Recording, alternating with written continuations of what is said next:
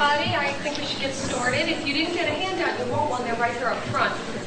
I'm Mary Ann Davey, and I'm an operations manager and training coordinator at Pace University School of Law in Westchester, New York, which means I wear a whole lot of hats. And training has become really crucial to our law school. Over the last year of CALI and this year of CALI, I've heard about the gap between what IT people know and what staff and faculty know. And I realized that I used to sometimes speak Greek to the faculty and to staff people. They'd have a problem and I'd explain it in terms that I understood, but they didn't understand it. And I've also heard a tremendous amount about getting faculty to use technology in the classroom. And I really have felt that before that happens, most law school faculty have to feel comfortable with a computer and with basic applications.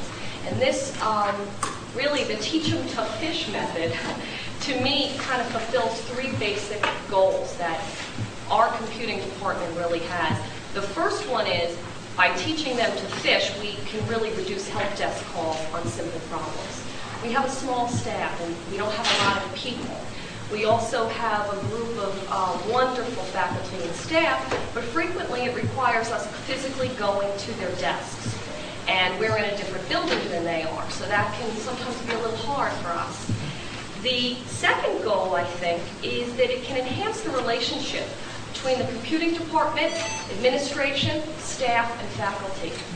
I think that if you have a really good training program and you're reporting your training progress, faculty and the administration, they can understand in terms they understand what it is you do for a living. And to me, I think that's really important. And again, the third goal, I think, is that this is the first step in wondering if faculty might want to use some sort of technology in their teaching at all. So I'm going to go through a little overview of the presentation. And really, I think that this method, at least for me, and I really would love to have discussion and see what other schools are doing. There are no training coordinator listservs that I know of, so it's hard to get information from other people. But for me, quantifying results and understanding our successes really help quantify it for an administration, for a dean, for my boss. I have a wonderful boss, a director of computer services, and I like to be able to tell her exactly what I'm doing and why. And I look at data collection as the beginning of all of this, to understand where our faculty and staff are at. Who's using Windows? Who's using WordPerfect 5.1 for DOS? Why? Who's surfing the net? Who's really using their email? Who's so terrified of email attachments that they just delete those emails and say they never got them? I mean, we've had a bit of that, and I don't blame them. And then to analyze the data in an objective way, to really look at it and put myself in those users' shoes and say, why do they feel this way? Then to begin to build up some sort of training strategy so that I can look ahead at a new software application and figure out how long is it going to take. Is it possible? Are we asking too much of users? And then to implement that training. And facility specifications have become important to me. The environment in which we train people and how comfortable they are in that environment has also really come to the forefront in our strategy. Then to go back and get feedback. Anonymous feedback is vital, and I'm going to show you the tools that I use, and you even have them in your handouts. Having a user feel very comfortable going back and telling you how they feel without you knowing who it is. I think that's really important. And then to go ahead and look at how we're going to adjust our training strategy and how we implement it. And there are always going to be adjustments. I find that it's a constantly changing thing. And then we have a reality check and look at our progress and decide if this is at all realistic, or if we're asking too much of them, or if we're doing something wrong. And then do it all again for the next program. So, a trainer's work is never done. That's kind of what it's all about. So now we'll go a little bit into depth on each particular thing.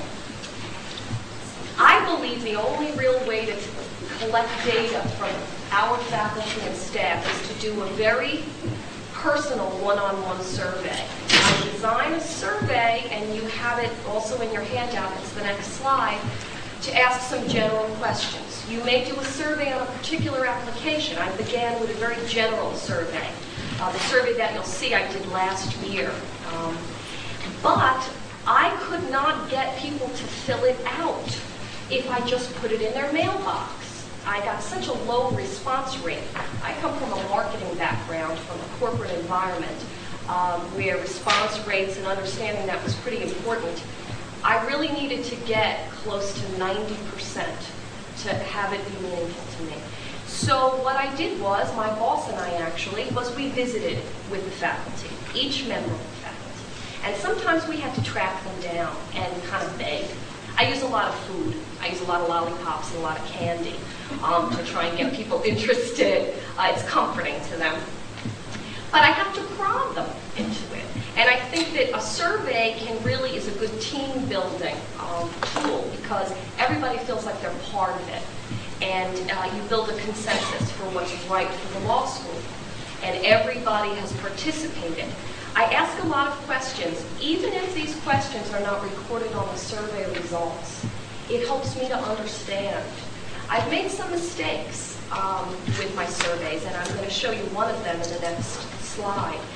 And I really think it's so important not to be afraid of the bad stuff. The brick wall represents the bad stuff to me.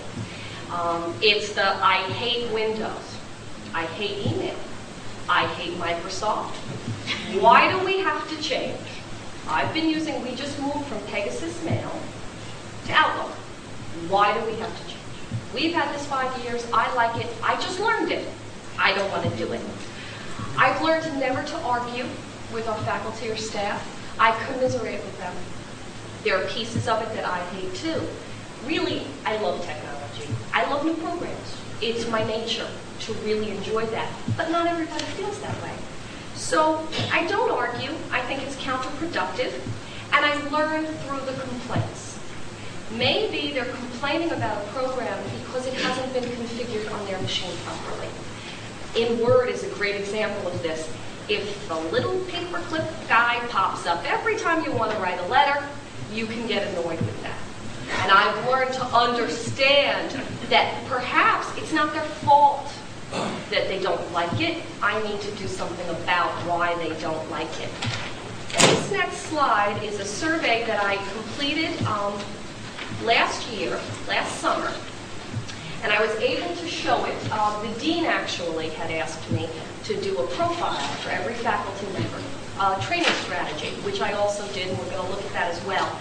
But this really helped me to understand where we were at. Now, you could check all that apply. So in other words, the word processors that our faculty, this is strictly a faculty survey. I do them separately. I do faculty, staff, library, students, because they all have very different needs. And I understood that a good deal of our faculty were using WordPerfect 5.1 and also Word. They were switching back and forth, which was good news to me, because it meant that they had begun to be involved in the Windows environment. I also needed to know what else they were using. And to us in our law school, email, internet browsing, and scheduling packages, like a Lotus Organizer, that was important too. Because in our decision to go to a new email system, we needed to look at calendaring. That was really important to us. The Pegasus Mail, as you see, it says 100%. Every faculty member I spoke with said that they used it. It wasn't true. But I didn't say, you're not telling me the truth. I just marked it down. This is what they told me. And now I could understand the fear. We talk about fear and lying a little later, of why somebody would say that. Maybe they didn't feel comfortable enough to say, hey, I really don't know how to use it. I'm embarrassed by that. And nobody should ever feel that way. Nobody should ever be scared to say, I don't know how to do this. I frequently tell them, I'm an undergrad now and plan to go to law school. Okay, you feel like an idiot now. Wait till we get to torts, then it'll be my turn, to help them to know that it's okay if you don't know something. Ask the question. The real mistake was the last question. Okay, are you using Windows for file management? I'm going to say 50% of the people had no idea what I was talking about. They said, what are you, they either said yes or no, but they didn't really understand the question. And I meant, are you creating folders, and are you in Windows Explorer, and are you able to move things around, and are you able to find a document that you think you've lost someplace? Is your secretary able to find a document that you want her to work on? You've put it on the network, their F drive, but now you've got 400 documents all there, and how do you know where they are? So that was really good for me, and as I said, I love the mistakes because I learn by them, I really do. And it was helpful for me to see this, and helpful for the faculty, and the staff, and the dean's office, and my boss, to also see this is where we're at, where do we want to go. This was the beginning for me. I also took copious notes on each survey of other things that the faculty member wanted to tell me about. And a lot of them were troubleshooting issues. My speakers don't work, I want a better video card, somebody took away my game, those kind of things. And that helps to also keep good customer relations. Once we completed the survey, and before I go on, has anyone else done a survey like this? And what kind of responses did you get? Very few. Some of them I followed up on personally. Some of the enthusiasm or the lack of enthusiasm is so apparent that it's futile to even try to follow up. I'm trying to remember the particular questions I asked. But it was useful to find out where people were, but then actually taking the next step and trying to design some sort of training strategy and then get them to show up for it just seemed really I hear you. I hear you. daunting, yes. Anybody else want to share their lovely survey experiences? Yeah, we were in the process of reorganizing the whole technology thing at our place, and at recommendation of Andy Atkins down in Florida, who came in as our consultant. And the person they recommended that we do a survey. So we surveyed both the faculty and the staff, administrators, and students. And different surveys, although some of the content overlapped and were similar. Faculty, we got finally, after a lot of begging and pleading, I actually got up in a faculty meeting and preached a short sermon on the subject of responsibility and such things, and actually managed to get the faculty to turn in their surveys, which is a good thing. The answers were somewhat helpful, shall we say. Some of the question design was bad. Right. Which of course you don't really get, you don't know until you do it. You really need to run a sample. That's the first thing. In fact, I have a colleague across the street at the college board who looked at me and said, "What? You didn't run a sample first to see?" Absolutely. That's standard questionnaire strategy, in which of course law schools we don't pay attention to anything. We always know how to do it better than everyone else, even though they've got PhDs. But so of course we did do that, and we learned our lesson. Sure. The constant discussion, the constant dialogue, I think there's nothing can take that place of not being us and them. I'm in the IT department, they come to my office, it's filled with equipment. They go, it's that constant dialogue and prodding. Once you were able to get a decent sampling, and for me it was really, I have 47, at that time we had 47 full-time faculty, 41 answered the survey. So really that was enough for me. And then I said, okay, I really need to read this objectively. Not as an IT person, not as someone who loves the latest software package, but from a user standpoint. That's hard to do, it really is. But I found that it was very helpful. I discovered when I came to the academic world that almost nobody uses Excel, at least in my law schooling. The whole idea of spreadsheets was kind of funny to me.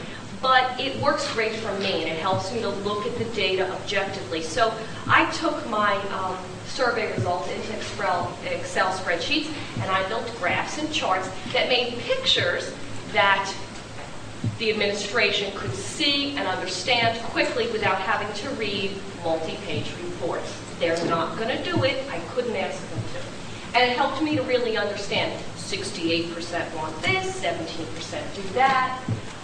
I also think that when you're analyzing, you have to think about whether or not you just want a big picture. That survey was an example of where do I stand here?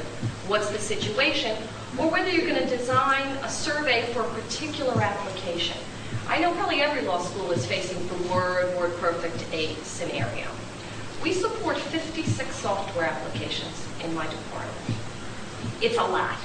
But I think it's important because we're right on the edge still of making big decisions. I don't think either Corel or Word has come out as the leader. I prefer Word, but Corel does some things better. So it's been very hard for us to limit our users, particularly faculty members. I never would. We do try to pry their hands off of WordPerfect 5.1. It's hard, and the blue screen is very comforting, and I understand that. So think about whether you want to do a word processing survey or maybe a big picture survey. I think that it's helpful to do mini surveys.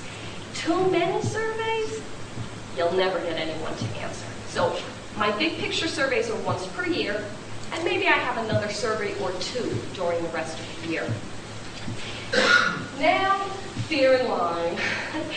As I said, I discovered that when I would ask people questions about their email or whether they surfed the net or whether they understood attachments, they would lie to me. And I knew they weren't doing it, but I certainly wasn't going to say that. So I found that it was very helpful to open dialogues with specific faculty members and staff members to gain their trust. To sit at a computer with them and to say, let's do this together, okay? Would you like to open a picture of your grandson? Do you want to get sports scores? Look, you need to drive to New Jersey next week. You can make it.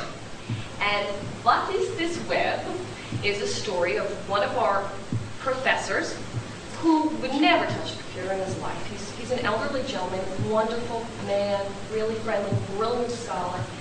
And I knew that I had made some inroads when he took me aside in the hallway and said, I was on the plane and I see them with the laptops.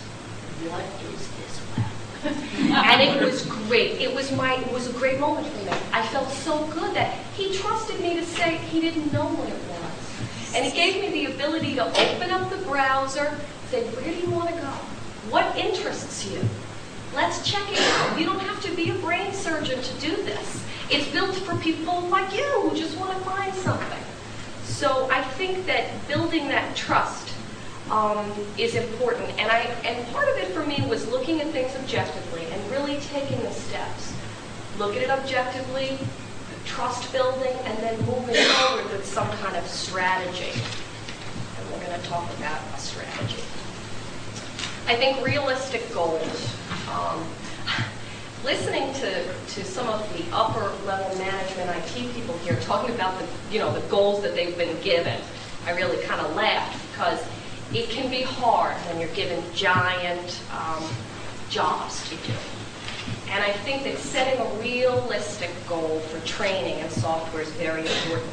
You can't expect users, any users, to learn a new email program, get a new browser, learn how to build themselves a web, and go to a new word processor in 6 months. It can't happen. And it's been, thank goodness, I have a tremendous boss and a great relationship with her, and I can say to her, no, we just can't do that. Let's pick one. Let's spread this out a little.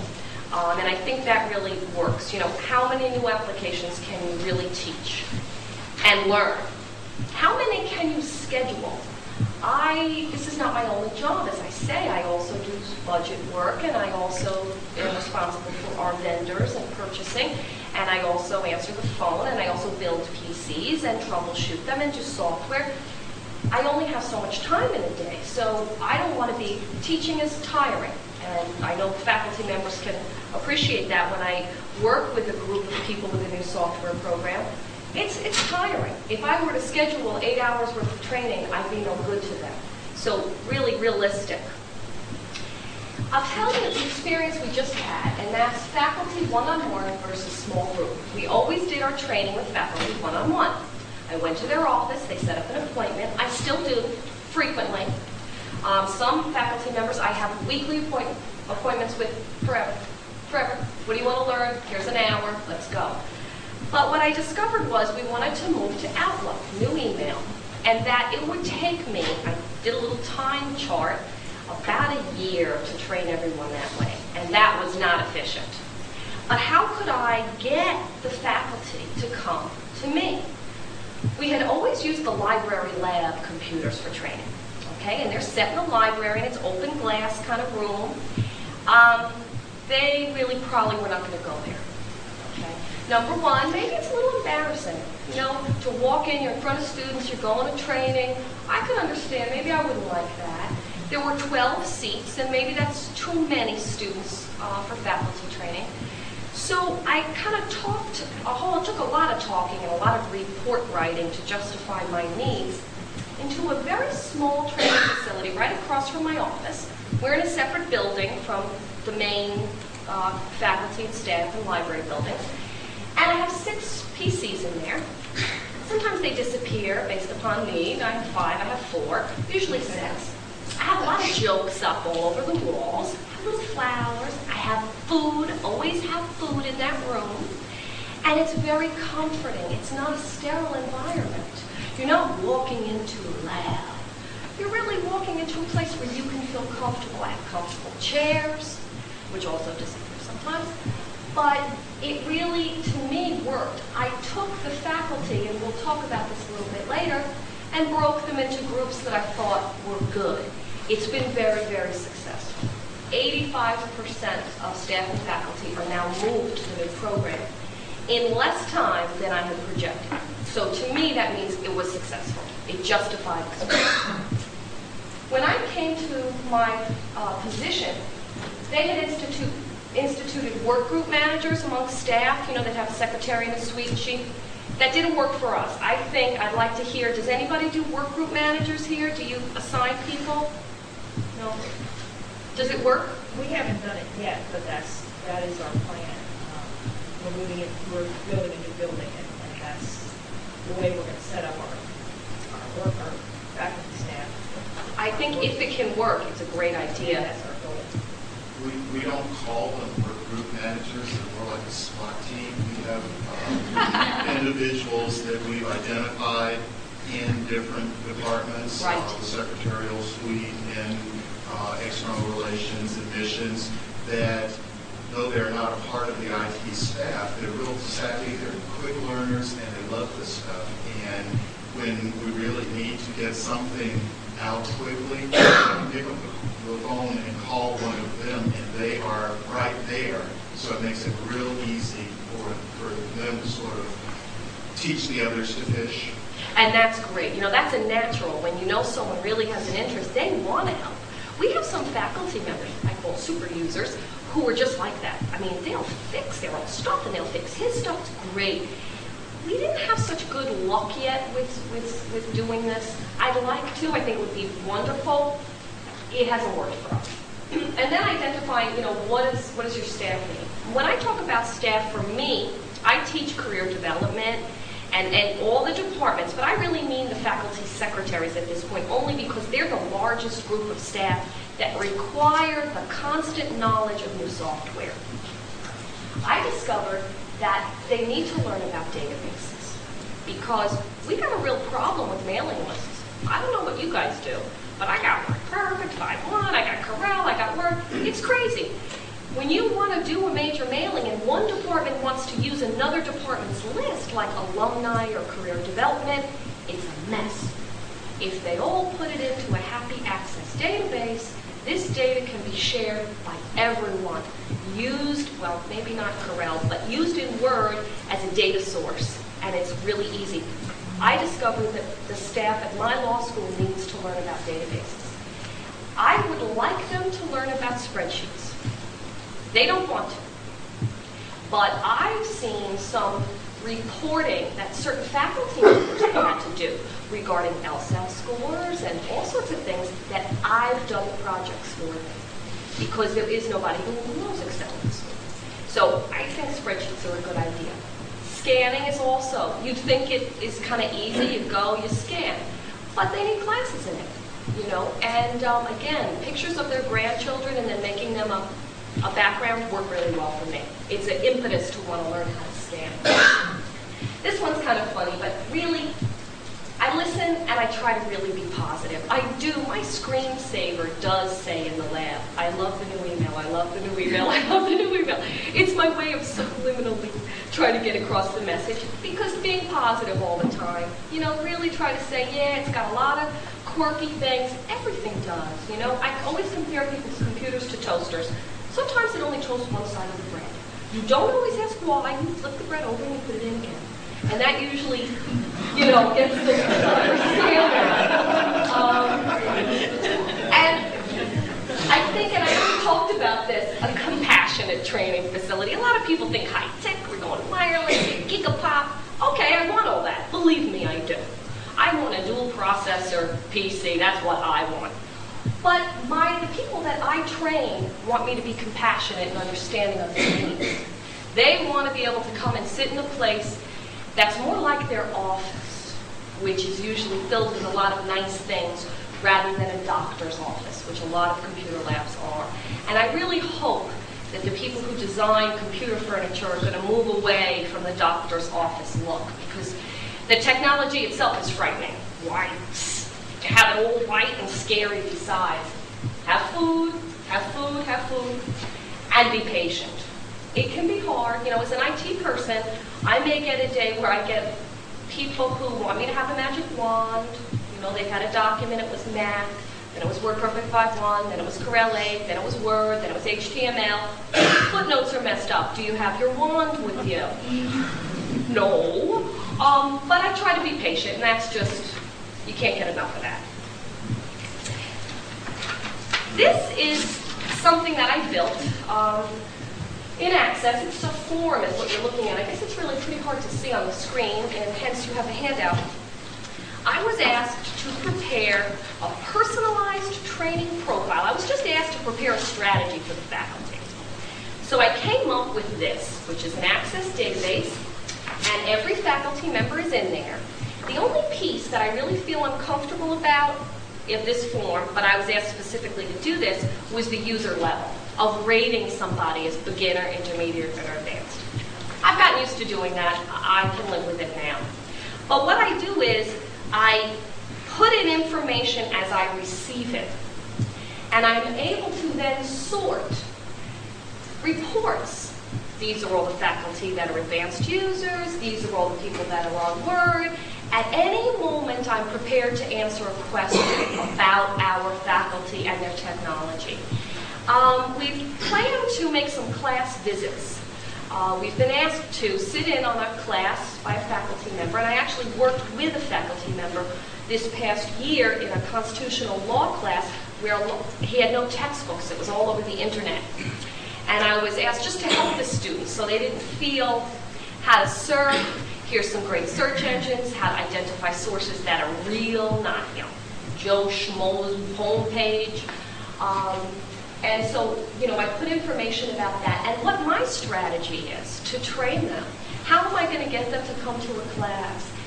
It's never going to be a class. Maybe it'll always be one-on-one for somebody. What do they want from me? And this is very helpful. As I said, to me, this is not only a record-keeping tool, but also a reporting tool. And once again, I mean, I don't know how your institutions are, but ours is financially stressed. And I realize that there are many budget meetings that I'm never going to be a part of, and neither is my boss. So I'd like to have reporting that is there to speak for me. When someone says, hey, what does Mary Ann do? You know, I see her all over the campus, but what does she do? I'd like them to know. And I think it's real important to have things in that way. And now we have food again. How do we implement this? We've collected all of the data. We looked at what our faculty need. I created these profiles. I plopped all the information. I've got numbers. I've got a facility now. What do I do? Always have cookies. I've made a deal with the cafeteria people to give me a little plate before my session at $4, I think it is, which I think is good for our budget. And I try to invite faculty and staff with similar skills. I'll take a faculty member and their secretary, or 3 faculty members that like each other and have similar skills.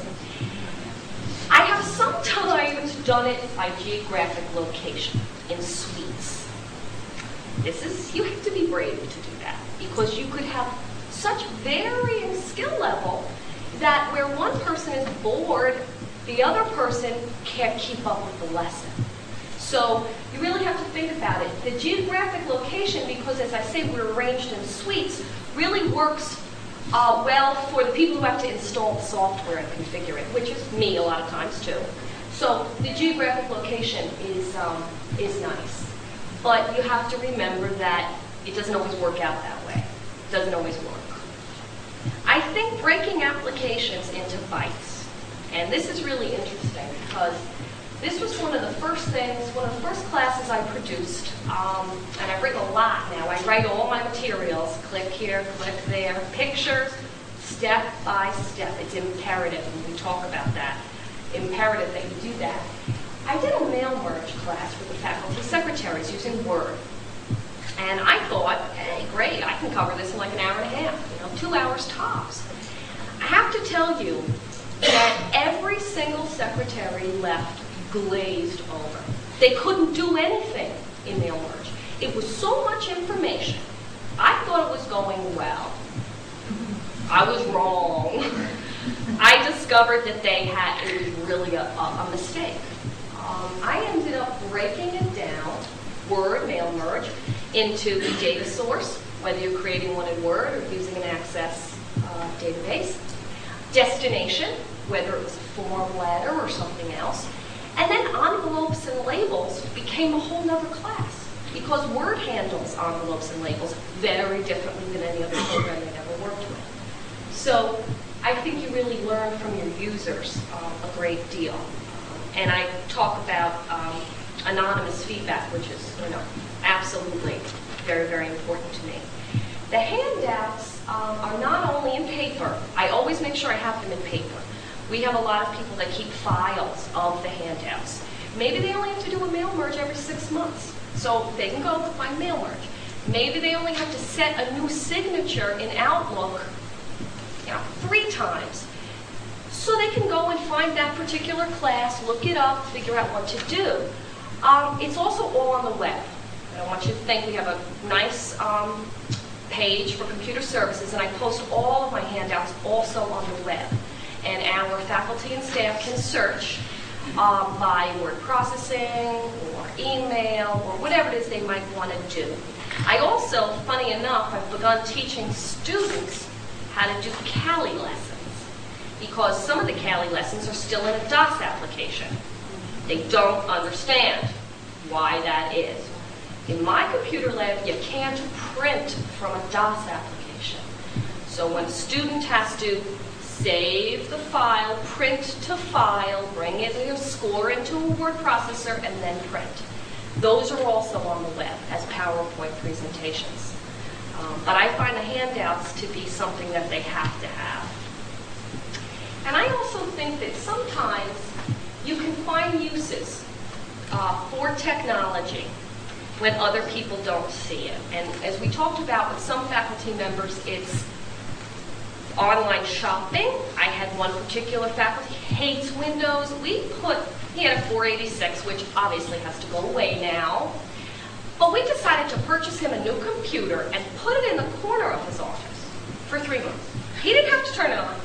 He could just get used to seeing it. And if he wanted to, we had it hooked up, he could go over. He never did.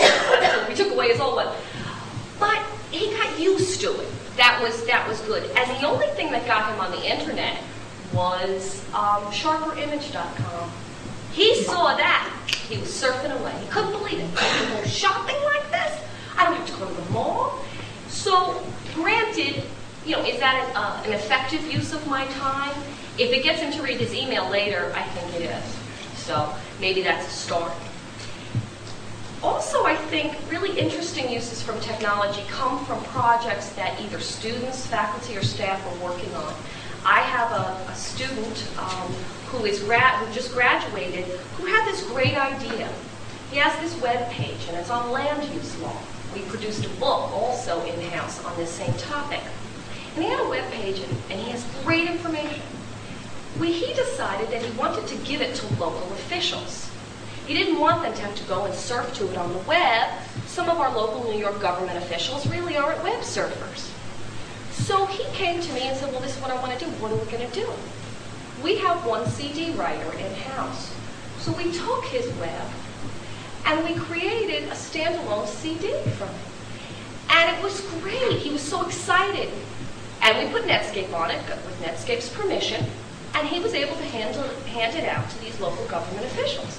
What a great idea. Now, I didn't really think of this. We thought of it together. But now it makes me think for faculty members that if they wanted to, they could put their syllabus on CDs. They could put their course materials. It might be easier for students. So sometimes listening to people, you just come up with really interesting ways of using information technology.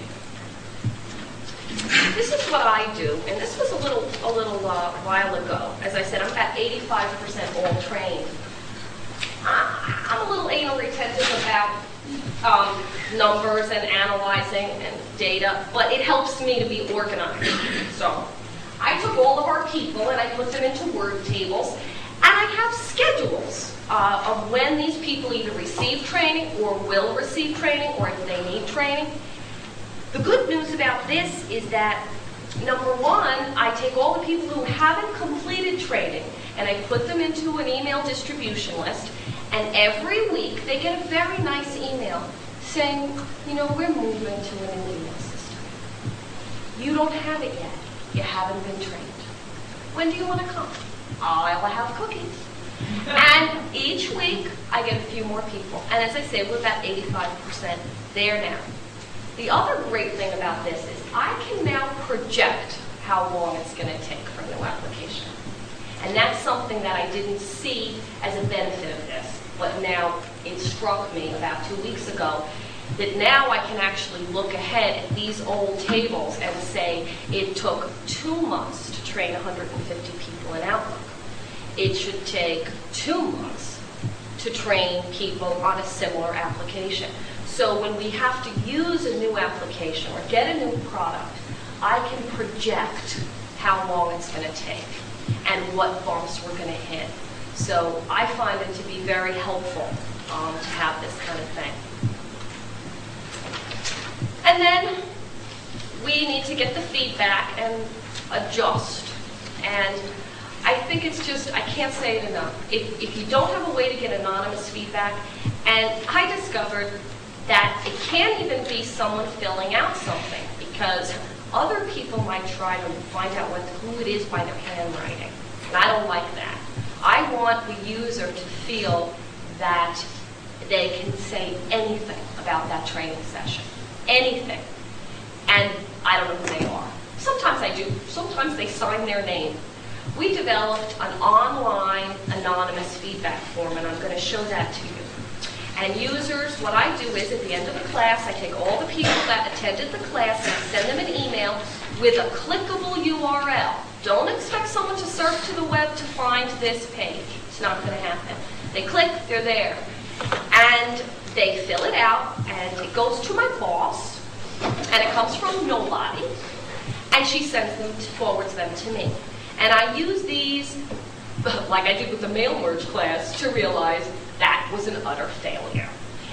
But I also get great things from it too. People will say, well, I really liked the way you did this. And this handout was particularly well written. And as I said, because I spent a lot of time writing the materials, I like to know if I've done it well or poorly. And think from the user standpoint. I mean, you're going to have to swallow. And sometimes it's going to be things that you don't like to hear. You know, you might I didn't like to hear that I'm going to have to make 3 classes out of 1. It's a lot more work for me. But better that they learn than you feel good about what you're doing. I always incorporate reasonable suggestions. Maybe they want the session to be slower.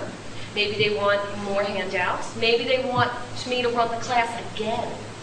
I also consult to our continuing legal ed department. And we've been running technology for practicing attorneys for about 2 years now. I had no idea there was a need for it. Our dean had asked me to do it. What I discovered was that some of these attorneys who pay for this come to the same session more than once. So they've already been through the entire Office suite. We do mostly Microsoft Office suite because it's popular. They will come to my basic Windows class 3 times. Okay. Why? Because they really feel like they want to understand. They want to know it. One more thing I want to talk about, another lesson that I learned from CLE classes, is that in my training facilities, I have to see the user's monitors. You know how some labs, like the lab right here, I would just be seeing the backs of their computers? I found out that people will pretend to follow the lesson, and they're not.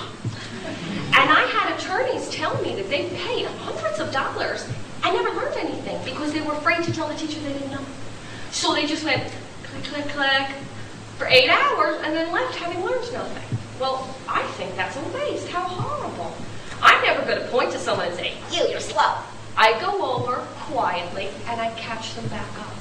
But I have to see their monitors. And it's really interesting. I only learned that through my continuing legal ed experience. And the fact that they might want me to run a class 4 or 5 times.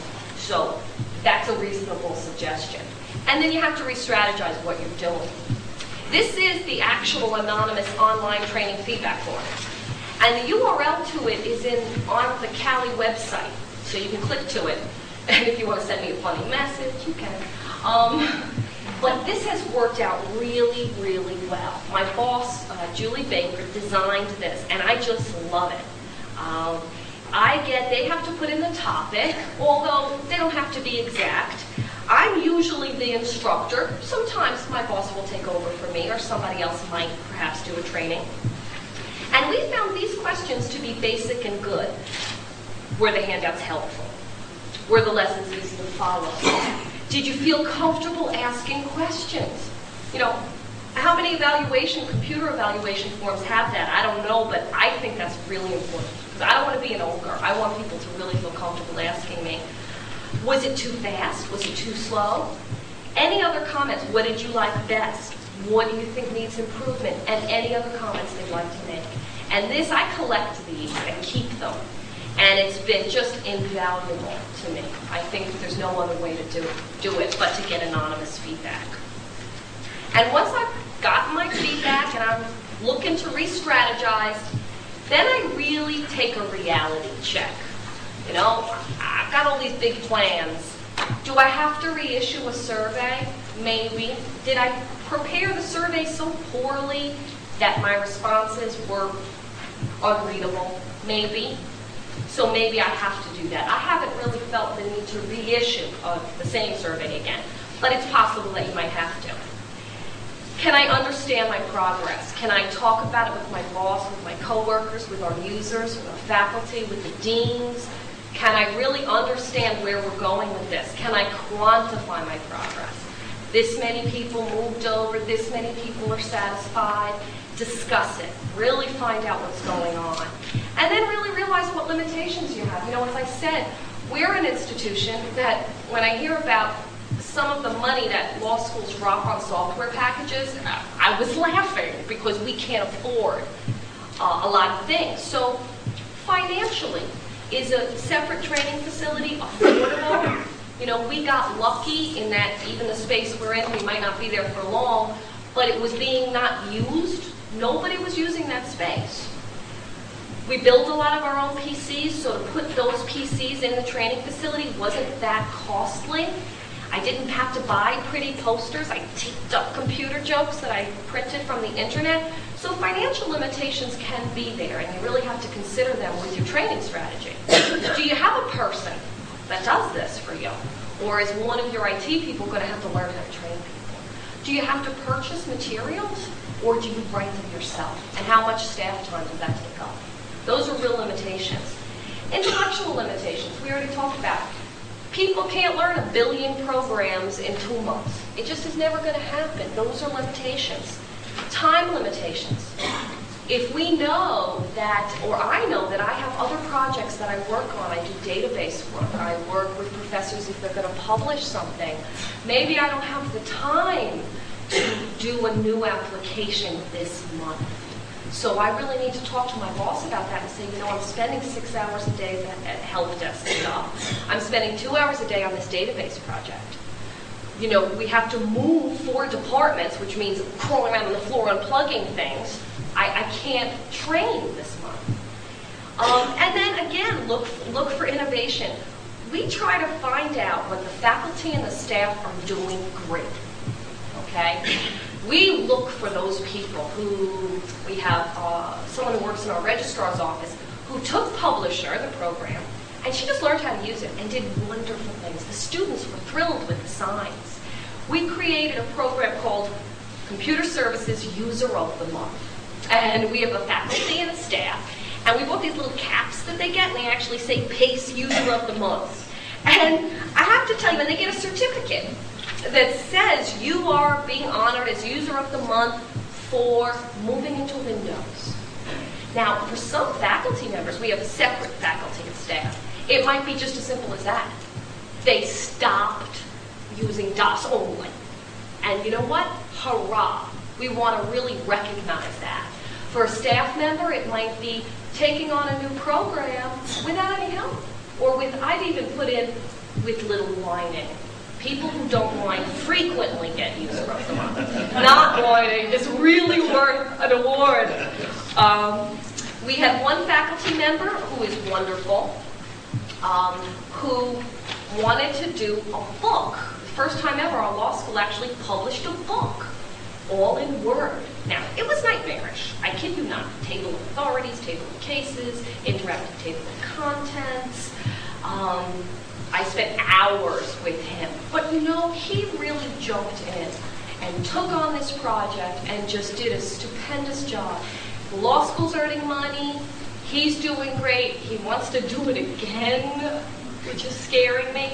But, you know, he got User of the Month. So I think recognizing innovation, and it's right there. The users are already doing things that maybe you don't even know they're doing. Great things. And I think recognizing them can help you train them better and figure out what their needs are. And finally, rinse and repeat. Because you have to do this all again every time. So it never goes away. You're going to always have a new thing. I really like that part of my job because I always like to learn something new. So it's exciting to me that, okay, we finished with Outlook. What are we doing next? And that's it.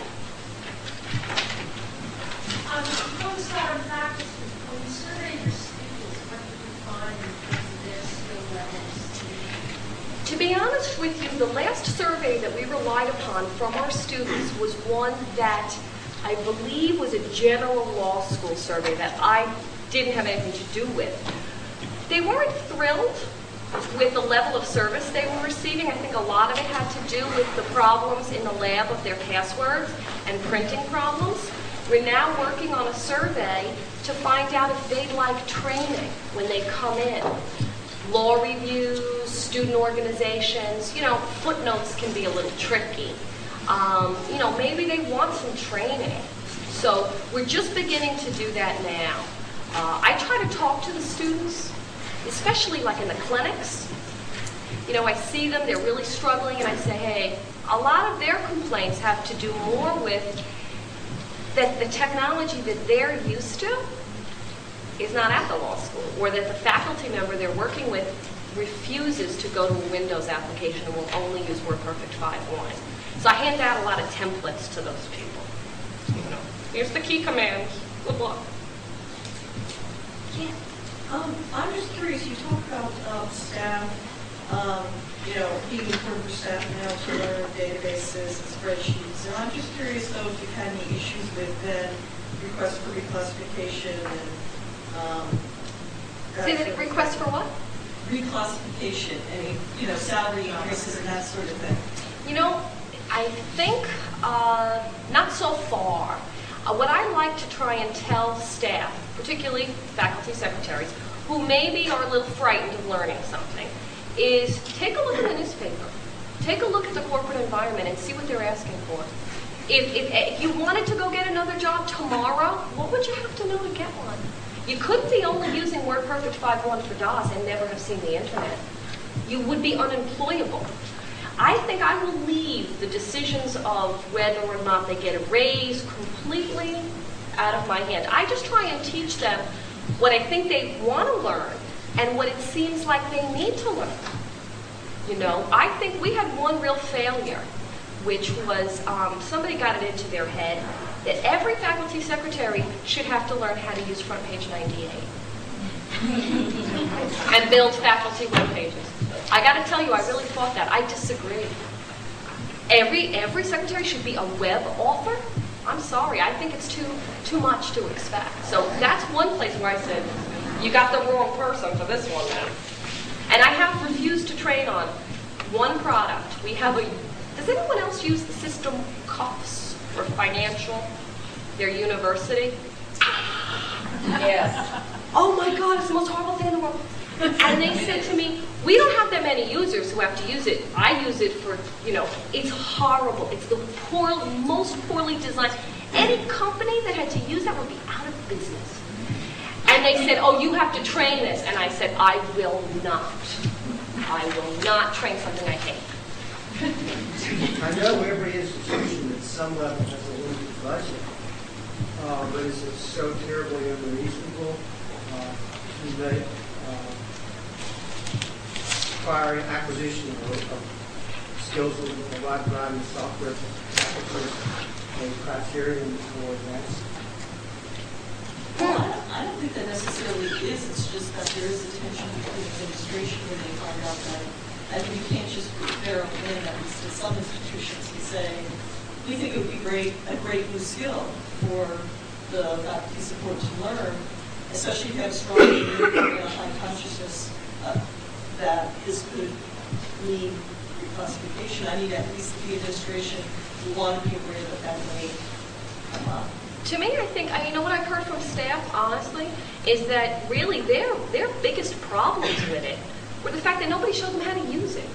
Somebody plopped something on their desktop and said, okay, go. Well, you know what? That's not fair. I mean, it wasn't fair when we moved to Windows 95. You know, it's a big difference from Windows 3.1. And they didn't know how to use it. This can create so much frustration and anxiety and angst. And then they hate you. Then they see the IT staff and they hate you. You gave me this thing, and I have no idea what to do with it, and I feel like an idiot, and it's all your fault. So that's the whole reason I even wanted to do anything about training, was because I saw that giant gap. You know, people are still learning Windows. That's a reality. And when I see great, we have some wonderful faculty that are using technology in the classroom. But for the most part, no. How can they? If they can't use their desktop, we expect them to now have, torts on the internet. I think it's a large expectation until we show them how to use it. Did you look into outsourcing for training at all, either bringing somebody in from outside or sending? I mean, before, I'm saying, I guess, did the university look at that before you were brought on? Money was an issue. I came in really into the computer services department as an all-around kind of person. In other words, as I said, our systems administrator, network manager, sitting up there. We don't have that many people. My boss had previously done some training. We definitely could afford to pay. I mean, I go to school, so that helps as far as how much I earn. Universities don't pay that much. I can't imagine they pay for it. Maybe. We do send some people. Our graduate school, our business school, has something called a PACE Computer Learning Center. And for a fee, you go and there's 12 computers and an instructor. And we've gone to some of those classes. I think it's the relationship that you have with your users that makes you an effective trainer. That's been my experience. Is that because I know them. So when I see the same face, I go, okay, you know what? I know she really needs me to go, it's okay, don't feel stupid. Go ahead, you're going to be great. I think you almost answered my second question, too, which is how do you get your training? And you say that you sometimes go to classes? Yeah, sometimes I've advanced access, for instance. I really felt that was absolutely necessary. We also, my boss allows us each to take one big 5-day class per year. We have it in the budget. I chose Unix this year. Now, that's not going to help me train people. It's going to help me do more work on the web server. I read a lot. I love new programs. So usually I write my training materials by using it. I go in there and say, well, what are they going to want to do? Make a distribution list, so I do those steps. That's usually, and I read the books. Sometimes I just sleep with them under my pillow. Yes? You're absolutely right about knowing the faculty, because at our university we have something called the EDGC Professional Training Development Center, which everyone sees on the calendar everywhere on campus, and they do nail merge classes, they do web design, they do everything imaginable, Word, and no one from the law school leaves the law school building to walk maybe a quarter mile to these classes. To people they don't know. And that's the key. I mean, really, to walk through very slight increments, maybe not that much, but they don't leave the building. And so I think in our case, we're going to do the same thing. Faculty, they want to know you. They might be comfortable telling you what they don't know. And they want to make sure that you're not going to tell. I never tell. Whatever I know about a faculty, it stays, my lips are sealed. Except for the profile where I'm kind of forced to say something. If they don't have to feel like, gee, if they told me they didn't know how to make a footnote, that I was going to spread it around. I think trust.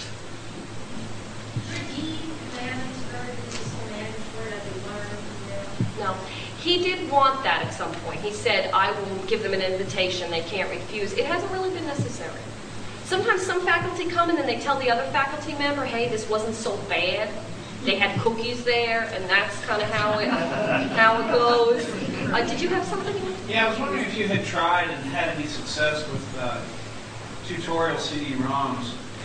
And if you did, what's your secret? Because it utterly failed for me. I've had no luck. I've been asked about that. The human part, that's why I talk about the compassionate facility. You know, I guess probably later on. I think when everybody feels comfortable, and that just hasn't happened for us yet. I don't know about other law schools. Not everybody's comfortable with their computers. Maybe when they are, I could even videotape a class and do web-based.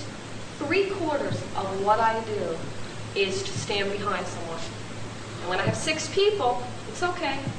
And go, and you know what really is wonderful is that frequently they click wrong. They read it wrong. And that's perfect because that's what happens in real life. So I can say, hey, everybody, you know, how do we fix this? You know, I had somebody who, during training, kept closing the program. They did it like 5 times. You know, they kept clicking that X. And it was good, though, because this is what they really do at their desks. How can you tell them they're doing it wrong if you don't even know what they're doing? And I think sometimes that again, we're sterile and impersonal, and computer is a machine. As much person-to-person contact as you can give them, I think. I know that's what I want. You know, I've had instructors who made me feel, you know, really stupid. You know, can't Visual Basic Script, you don't know what that means. Well, too bad about you. You know, you feel like, oh, I should never have said anything. No, I never want to do that. What I kind of thought would happen was that, first of all, it was self-paced, so they could go as quickly or slowly as they needed to. But also, there wouldn't be any witnesses if they screwed up. We'd have in the machine and they'd feel comfortable. That didn't happen. Maybe it will, though. You know, maybe that's the next step. Steve? You know, we tried that. Just with one orientation, we tried using a word processor, you know, to learn Word over the network. And they wouldn't use it. They didn't want to click on the button. They were afraid because, you know, it came up and gave instructions. Well, you have to click here to do this, click there to do that. They just didn't want to do it. You know, they felt their time was too important. They wanted their handheld. That's why they're very happy. Because they want their handheld. What I found training faculty is that they typically have very specific things that they want to be able to do with Word. You know, they footnotes. They want to be able to see how to get a footnote. They want to know how to put this in the center and invisible. And the problem with a lot of CD-ROMs is that even though they're self-paced, they have a specific track that they're continuing those skills. And one of them is that administrative people tend to be more open to things like that than faculty are. In fact, they're very focused, I think, the skills that they want to acquire. Now that you're saying that, so I forgot to mention, was exactly that, is that I take sessions like for Word. Faculty, I believe, and it's been my experience, when they find out about styles, wow, now this is a reason to move, because they don't even have to think about formatting anything. They create their own styles. I worked on an article for our director of our library who, good God, in the footnotes she was, journals and then newspapers. So I just created styles for her. This one with small caps, italics, this one, and I called them newspaper site, journal site. And then she'd just click in, select the style, and everything was done. Styles. And that's become a whole class, using styles effectively. And maybe that's all they really want to know. And then they'll learn the rest by themselves. Tom, did you want to? I have two questions. One, your faculty profiles. One, they know that you do it and what the content is and what they think about it. And do you do it on your staff? That you have to train as well. Do you maintain the same type of profile for everyone on your staff? Good questions.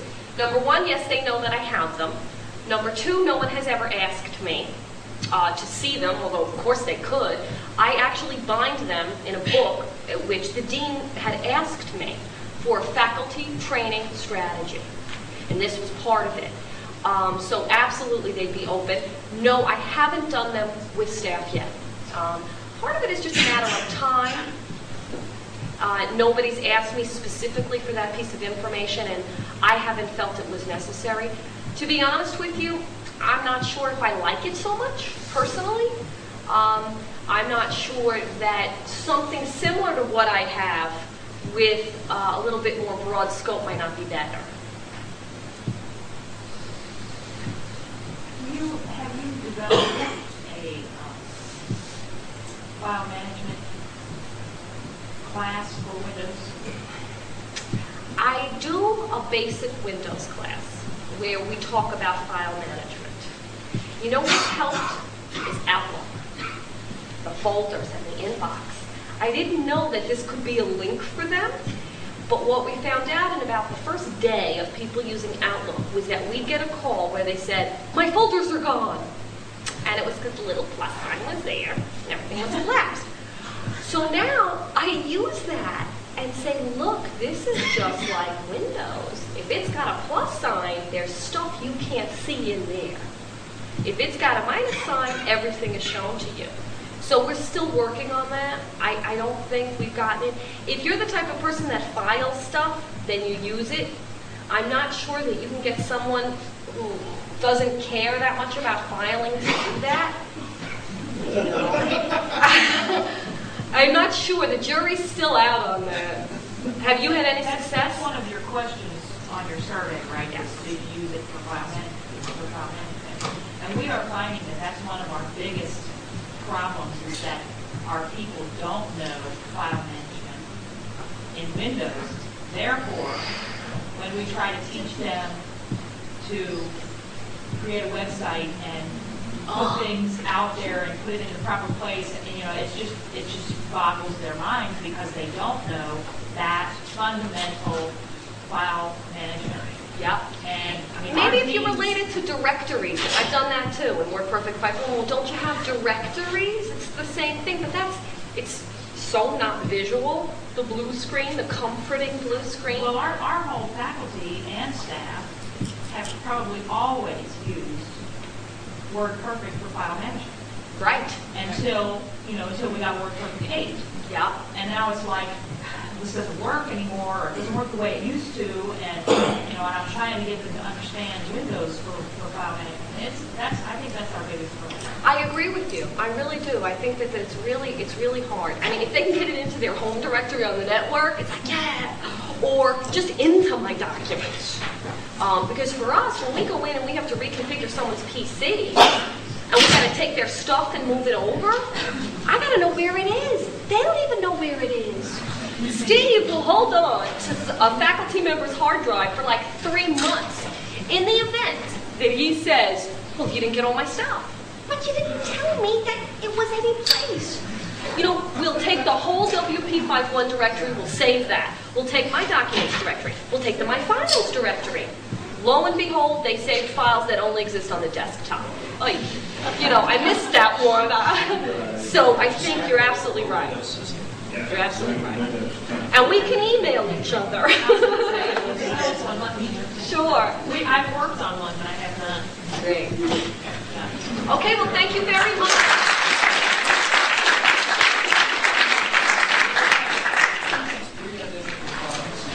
Yeah,